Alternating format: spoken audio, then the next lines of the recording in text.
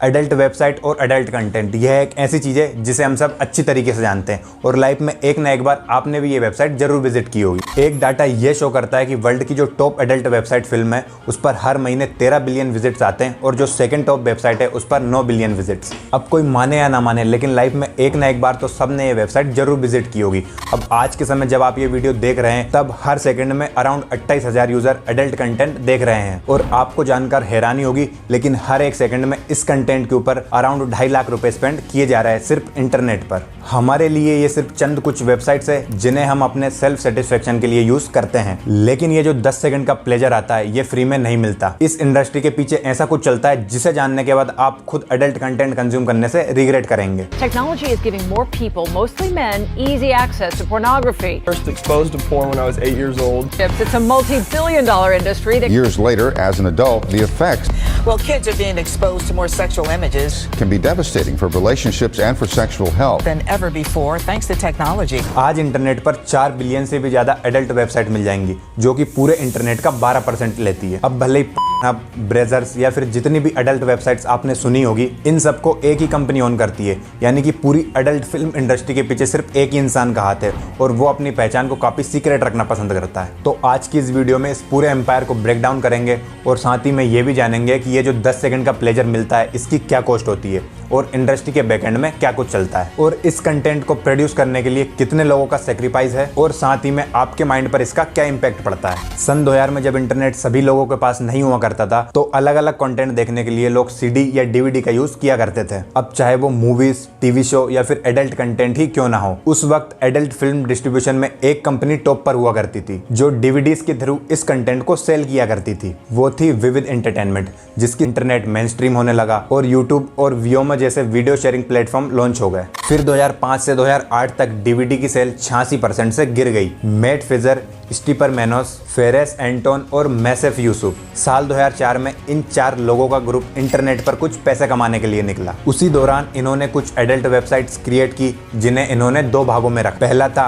पे to watch और दूसरा था ट्यूब साइट्स यानी कि फ्री टू वॉच। अब ट्यूब साइट्स का पूरा आइडिया यूट्यूब से कॉपी किया गया था। Basically tube sites adult content के लिए वीडियो शेयरिंग प्लेटफॉर्म था और यूट्यूब नॉन एक्सप्लोटिव और सिंपल कंटेंट के लिए था। इवन इसका नाम भी यूट्यूब से इंस्पायर था, red tube, but tube sites पर सिर्फ रीअपलोड कंटेंट अवेलेबल था जिसकी वजह से उन्हें बहुत सारे कॉपीराइट इश्यूज को फेस करना पड़ रहा था। इस इशू को सॉल्व करने के लिए इन चारों ने अपनी एक प्रोडक्शन कंपनी बनाई जिसका नाम था ब्रेजर्स। बेसिकली एक Hollywood live production company but for adult films. अब ट्यूब साइट्स को बहुत कम समय में बहुत ज्यादा सक्सेस मिल गई, उन पर बहुत सारा ट्रैफिक जनरेट होने लगा और सिर्फ साल 2007 तक की ट्यूब साइट्स इंटरनेट को पूरी तरीके से डोमिनेट करने लगी। फिर उसी साल मैट फिजर ने $3000 में एक डोमेन नेम परचेस किया जिसका नाम था pornhub.com, जो कि एक बहुत बड़ी सक्सेस साबित हुआ। फ्री एडल्ट कंटेंट का मतलब था ये वेबसाइट्स लोगों के बीच बहुत तेजी से पॉपुलर होने लगी। साथ ही में ट्यूब साइट्स को भी बहुत अच्छी ग्रोथ मिल रही थी। तो अब इन चारों ने अपने बिजनेस को सीक्रेट रखने के लिए और लीगल इश्यूज से बचने के लिए एक पेटेंट कंपनी फॉर्म की जिसका नाम था मेनविन और अपनी सारी एडल्ट वेबसाइट्स को मेनविन के अंडर कर दिया। लेकिन फिर भी साल 2010 में कुछ इंटरनल डिस्प्यूट्स के कारण उन्हें अपनी ये सारी एडल्ट वेबसाइट सेल करनी पड़ी और इन्हें खरीदा फेबियन थिलमैन ने। फेबियन मैसिव कंपनी का ओनर था जिसके अराउंड प्लेबॉय और वेबकम जैसी और भी बहुत सारी एडल्ट वेबसाइट्स आया करती थी और अब उसके पास ब्रेजर्स और बाकी की ट्यूब साइट्स भी आ चुकी थी। यानी कि पूरी दुनिया में जितना भी एडल्ट कंटेंट अपलोड होगा उनका सिर्फ एक ओनर होगा, फेबियन थिलमैन। प्रोफेशन वाइज वो एक सॉफ्टवेयर इंजीनियर था जिसने next generation affiliate tracking software develop किया था, जो सॉफ्टवेयर ये ट्रैक करता था कि कितने यूजर्स ने वेबसाइट्स और बैनर्स पर क्लिक किया और उसके बेसिस पर कमीशन कैलकुलेट किया जाता था। उसी सॉफ्टवेयर से कमाए हुए पैसों से फेबियन थिलमैन ने सारी एडल्ट वेबसाइट्स को ओन करना स्टार्ट कर दिया था। साल 2006 में उसने प्लेबॉय के राइट्स खरीदे और फिर साल 2010 में हब और बाकी की ट्यूब साइट्स को एक्वायर किया। फेबियन एक सर्च इंजन ऑप्टिमाइजेशन भी था, तो अब उसकी ओनरशिप में अब और भी तेजी से ग्रो करने लगा क्योंकि उसको पता था कि अपनी वेबसाइट्स को टॉप सर्चेस में कैसे लाना है। तो अब को ग्रो करने के लिए थिलमैन को फंडिंग की जरूरत थी, तो उसने $350 मिलियन की फंडिंग उठाई और उसमें मेजर इन्वेस्टर थे जेपी मॉर्गन और चेस कर्नल। फिर 2012 में फेबियन ने मेनविन और मैसिफ इन दोनों कंपनियों को मर्ज कर दिया और एक कंपनी बनाई माइंडगीक के नाम से। अब जितनी भी एडल्ट वेबसाइट्स हो या उनका प्रोडक्शन हो वो सब एक ही कंपनी के हाथ में था जिसका नाम था माइंडगीक। लेकिन ये कंपनी सीक्रेटली मोस्टली सारे एडल्ट कंटेंट को ऑन किया करती थी, ये खुद को as a digital marketing company की तरह प्रेजेंट किया करती थी और अपनी सारी साइट्स को मिलाकर प्रेजेंट में इनके पास अगले 170 साल का कंटेंट अवेलेबल है। एडल्ट फिल्म इंडस्ट्री के बारे में ज्यादा हेडलाइंस या न्यूज देखने को नहीं मिलती, तो किसी को इसके बारे में ज्यादा नहीं पता कि आखिर इसके बैकएंड में काम कैसे चलता है, क्योंकि ये इंडस्ट्री काफी ज्यादा सीक्रेटिव रहना पसंद करती है। हमें अपने सामने सिर्फ कुछ फाइनल मिनट्स का कंटेंट दिखाया जाता है जिसे सब लोग अपनी साइकोलॉजिकल या फिजिकल नीड्स को पूरा करने के लिए देखते हैं, लेकिन इस इंडस्ट्री के काफी लोगों के हिसाब से यह आज तक की वर्ल्ड और वी ग्रेडेड इंडस्ट्री है काम करने के लिए। Weston did porn and doing a whole lot of drugs, and I got really fucked up one night, and I was at a club, and I don't really remember the circumstances that led up to this, but I had like an actual gang.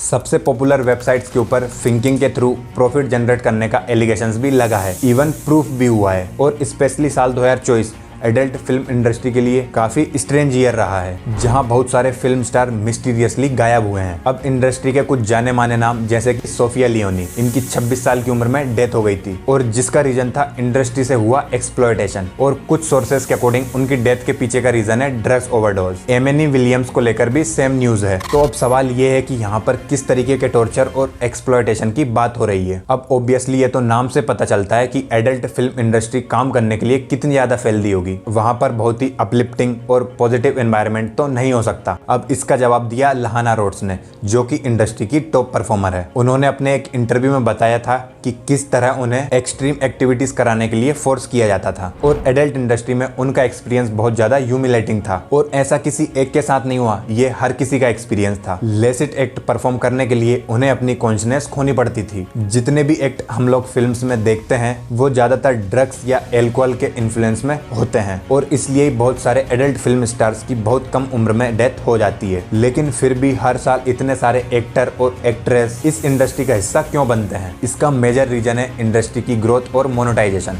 बहुत ही कम समय में बहुत ज्यादा financial support मिलता है। अब सब actors यहाँ अपनी मर्जी से नहीं आते, मेजोरिटी लोगों को यहाँ ट्रिक करके फोर्सफुली इंटर कराया जाता है, यानी उनको काम के बारे में नहीं बताया जाता है। एक adult website girls do porn के ओनर मैथ्यू जेक और माइकल पेट को 14 साल के लिए जेल में डाला गया, क्योंकि ये लोग इंटरनेट पर क्लोथिंग मॉडलिंग जॉब का एडवर्टाइजमेंट लगा रहे थे और इन्हीं एडवर्टाइजमेंट के थ्रू लड़कियों को हायर करने के बाद उन्हें एडल्ट फिल्म्स में काम करने के लिए फोर्स किया जाता है। इन्होंने इवन कुछ रिप्रेजेंटेटिव गर्ल्स को भी हायर कर रखा हुआ है, जो एड्स के थ्रू आई मॉडल्स को कन्विंस करने का काम किया करते थे। यानी जो फिल्म शूट हो रही है इसे कहीं पर भी डिस्ट्रीब्यूट या फिर अपलोड नहीं किया जाएगा। लेकिन फिर ऐसा नहीं होता था, इन वीडियोस को पूरे इंटरनेट पर डिस्ट्रीब्यूट कर दिया जाता था और इन लोगों ने 100 वीडियोस के थ्रू $17 मिलियन का प्रॉफिट जनरेट किया था। फिर कुछ विक्टिम सामने आए और इन पर एक केस फाइल हुआ और इन दोनों ओनर्स को 14 साल की सजा हुई और पर भी ऐसे ही कुछ एलिगेशंस लगे थे और इस प्लेटफॉर्म पर भी बहुत सारी गर्ल्स की कंसेंट के बिना उनका वीडियो अपलोड कर दिया गया।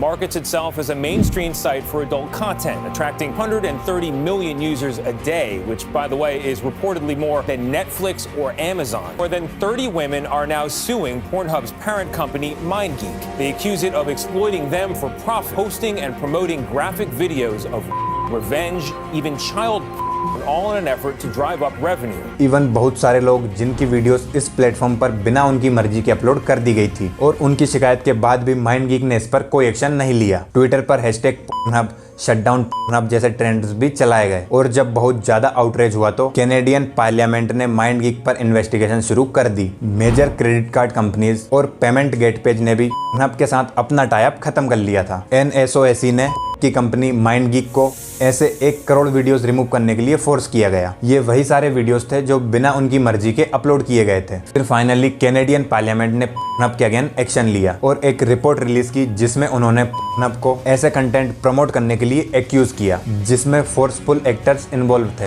Pornhub पर लगभग हर साल 4 मिलियन से भी ज्यादा फोटोज और वीडियोस अपलोड होते हैं और इतने सारे कंटेंट को माइंडगीक के कुछ एम्प्लॉयज मैन्युअली ऑडिट किया करते हैं। एडल्ट कंटेंट बहुत बड़े नंबर्स में अवेलेबल है और होगा भी क्यों नहीं, इसको देखने वाले लोगों का नंबर बहुत ज्यादा है। इनफैक्ट टॉप 3 वेबसाइट्स पर हर मिनट 1,35,000 नए व्यूज आते हैं और आज के समय में हर किसी के पास बहुत ही कम उम्र में इंटरनेट आ जाता है। समय से पहले फोन और इंटरनेट मिलना एक बड़ी प्रॉब्लम की जड़ बनती है, जो है एडिक्शन। इस कंटेंट को देखने की स्टार्टिंग एज 11 से 13 साल हो चुकी है और 16 से 22 साल की एज में यह कंटेंट सबसे ज्यादा देखा जाता है। समय से पहले एडल्ट कंटेंट देखना आपके लिए बहुत ज्यादा हानिकारक है, क्योंकि एक सर्टेन एज तक आपके अंदर इमोशनल और बायोलॉजिकल डेवलपमेंट नहीं होता। So you don't under estimate sexuality. तो जब कोई भी इंसान एक अर्ली एज में एडल्ट कंटेंट देखता है तो उसी मोमेंट पे वो अपने इमोशंस खो देता है। उसका वुमेन रिलेशनशिप और दुनिया को देखने का नजरिया पूरी तरीके से बदल जाता है और चाहकर भी वो वापस वैसा नहीं सोच पाएगा जो कंटेंट कंज्यूम करने से पहले सोचता था। सैडली हमारी सोसाइटी में एडल्ट फिल्म्स और मूवीज ही सबसे बड़े सेक्स एजुकेटर हैं और इन मूवीज में दिखाया जाता है कि ये फिल्म इमोशनलेस और हार्मलेस सेक्स को बढ़ावा देती है। 7 कंट्रीज की 22 स्टडीज को कंबाइन करने के बाद ये कंक्लूजन निकला कि जो लोग एडल्ट कंटेंट ज्यादा देखते हैं उनके अंदर फिजिकल एग्रेशन ज्यादा होता है। इस चीज की लत एक कभी ना खत्म होने वाली लत है। एक बार इस चीज में उतरने के बाद बाहर निकलना लगभग इम्पॉसिबल है। एक रिसर्च ये शो करती है कि वाइल वॉचिंग एडल्ट मूवीज हमारा ब्रेन 4 गुना डोपामिन रिलीज करता है। हर एज में ये एडिक्शन खतरनाक हो सकती है, स्पेशली कम एज में ज्यादा क्यों है। अब देखो, हमारे फोरहेड में फ्रंटल एरियाज होते हैं जो इस जजमेंट में इंपॉर्टेंट रोल प्ले करते हैं कि हमें कितने अमाउंट में प्लेजर चाहिए।